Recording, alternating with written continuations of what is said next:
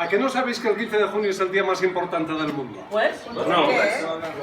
porque es mi cumple. Vaya. Bueno, y vale, porque es la fiesta de la Castola, que este año ¿Y a que no sabéis por qué tenemos que participar en la fiesta? ¿Por qué? Joder, pues no sé, cuenta tú. sí.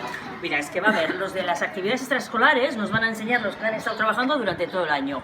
Aparte va a haber teatro, los padres igual se animan y juegan entre ellos. Y no solo eso, los de DBH, los de DBH4 que han estado en Dinamarca, nos van a enseñar lo que han hecho por allí. O sea que...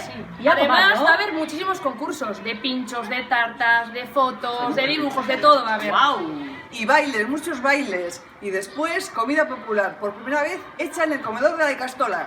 Bueno, pero ¿qué vamos a comer? Ya os lo digo yo, Importante, ya os lo digo yo. importante. Para los niños, a ver, apuntar. Vamos a poner macarrones, pollo y postre. Y luego, para los padres y para las madres, vamos a poner ensalada, marmitaco y postre también.